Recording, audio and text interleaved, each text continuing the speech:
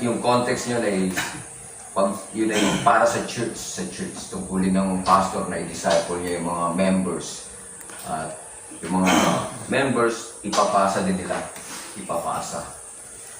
Parang ano, no? Parang business, no? Pyramiding, no? Pasa-pasa. Magre-recruit ka, at i-recruit mo ay faithful men, ibig sabihin mga believers. At automatic yung pag kay believer, pag tinawag kang believer o disciple sa Bible, kakambal mo na yung salitang faithful. Pero sa kanila, hindi stone to death, hell. Kaya, mabigat yung mabigat. Akala nila ay, ang relationship natin sa Panginoon ay magkaibigan lang. Yes, tinawag tayong kaibigan, pero higit pa sa kaibigan. At yung husband natin, kaibigan natin, yung asawa natin, kaibigan natin, pero higit pa doon. Naroon yung love, obedience, submission sa ating husband, si Jesus Christ. At He is the head of the church. Tayo ay part ng body of Christ. At tungkulin ng Christ loved the church. Yung pag sinabing Christ loved the church, yung body of Christ, yung mga true believers ang kanyang minamahal. The elect. The elect. At yung kasal noon, hindi sa katulad ng kasal natin ngayon. Ang pumipili yung ama.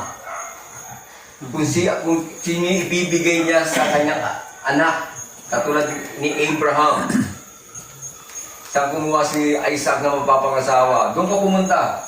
Ha? Ha?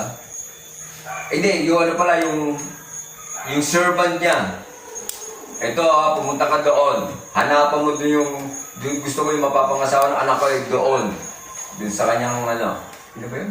Pumunta ko doon. Si Laban ba yun? Iba pa? Laban. Sina? Di ba napangasawa ni Isaac, sina? Si Rebecca. Rebecca, di ba? Sa siya kumuha? Kay Laban. Kay Laban. Kay Laban? Ayun. Sino yung in-law ni Jacob? Nandito tuloy ako Di ba si Laban? Kaya may election din tayo. Pinili tayo para ikasal tayo sa kanyang anak. Kaya minsan kinu-question nila yung election Pero tandaan po natin ay biblical na salita at nasa Bible yun. Kayo nga, nung nag-asawa kayo, namili rin kayo Di ba? Pinili yung pakakasalan nyo Kaya minsan, nakakalungkot sa mga dinaniwala sa election. Pero pag tinanong mo naman sila, di ba pumili rin kayo na mapapangasawa ninyo? Pumili kayo kung sino pakakasalan ninyo.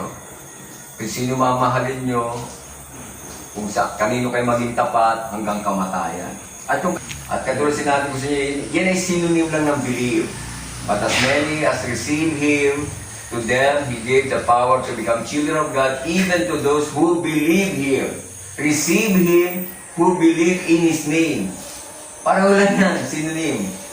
Parang tinatawag lang parallel. Ginamit yung unang salita, pretty.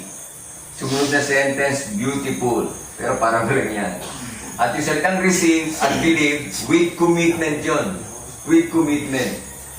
Magiging faithful ka sa iyong tinanggap. Okay? At depende sa tinanggap mo. At yung salitang receive,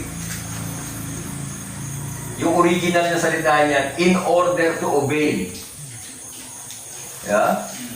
Nais mo bang tanggapin si Jesus? Handa ka bang sumunod sa Kanya?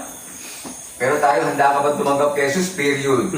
Pero yung kahulugan niyan, in order to obey. Mabigat, no? Kaya pag alam mo yung meaning, kaya sa expository, importante alam mo yung meaning at yung tamang meaning. Kung sa English ay obvious na at kahit saan translation halos pareho sila, titignan mo yung meaning niya sa original. Ngayon ay madaling mag-aral ng Bible kasi may yung ibang members mo tupa, iba naman ay camping.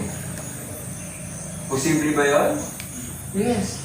Kaya kapag sa umpisa pa lang ay mali na yung gospel mo, mali na evangelism mo, yan ang ipuproduce mo, mali din. Pag mali yung gospel mo, sigurado yung kaligtasan ng members mo mali din. At baka yung pastor din, mali din yung salvation. Kasi Pag mali kang pastor, magtuturo ka ng mali. Malabo naman yan eh. Sa expository, importante yung meaning. Importante din na alam mo yung pinakatamang meaning para tama rin yung interpretation mo, tama yung explanation mo.